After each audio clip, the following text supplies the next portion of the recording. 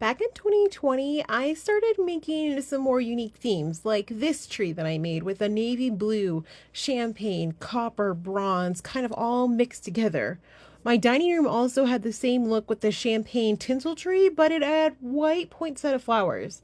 Taking that as my inspiration and having built my collection up over the years, plus some new stuff this year, let me show you how I recreated this look 2024 edition.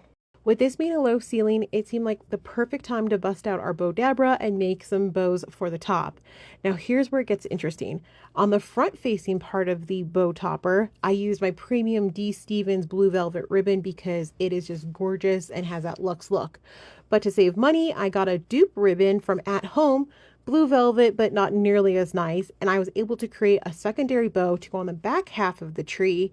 Still looks the same. You'd never know unless I told you, but it was a fraction of the cost, saving a little bit of money. As always, my favorite lights, the SoftTwinkle Lights in warm white, were added to this tree. I used 4 strands this year. They look spectacular. You can tell I'm working at night because it seems like 11 o'clock at night is when I do my best work.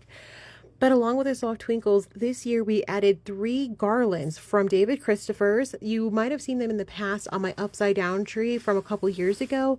I love these garlands because they have a champagne iced glitter look to them, so they're sparkly without being obnoxious micro glitter. If you saw my florals and flourishes tree from a couple years ago, you'll know I love a good spray pick stem heavy tree. That means we don't have a lot of ornaments, but we have a lot of flowers. We have a lot of greenery. We have a lot of leaves, sprays, anything like that that fills in the tree and adds tons of texture and dimension. I laid everything out that I got this year, plus stuff that I had in my collection, and just went to town adding things in, and oh boy, is this a beauty. A lot of my designs have magnolias in them, but this tree was roses, poinsettias, orchids, sprays, fantasy leaves, garlands, just layers of beautiful sprays, picks, and stems. There are a handful of ornaments tucked in here and there throughout. Can you see the butterflies that I got? Those clip-on butterflies are from David Christopher's, and they added the perfect amount of texture and dimension that look like they're just floating above the flowers and the foliage. I absolutely love them. Now let's look at this from a recipe point of view. If you wanted to recreate this, let me share some specs with you. This is about a 7.5-foot tree from Hobby Lobby, nothing special, but this particular tree and design has over 57 flowers. That's the orchids, the roses, the poinsettias. There's an additional 68 sprays, stems, fillers.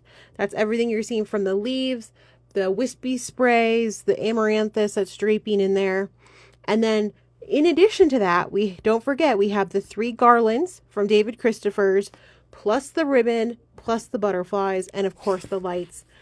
Roughly putting us at about 125 sprays, picks, stems, and flowers, plus garlands, plus ribbons, plus lights.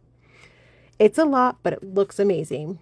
Make sure you subscribe because I have a coordinating fireplace mantle soon that I'm going to be sharing, and oh man, it is a beauty and looks just as good and maybe even better than this, but it's going to have ornaments and not as much foliage and flowers. I hope you guys like it. Thanks for hanging out with me today. My name's Alessandra. Happy holidays!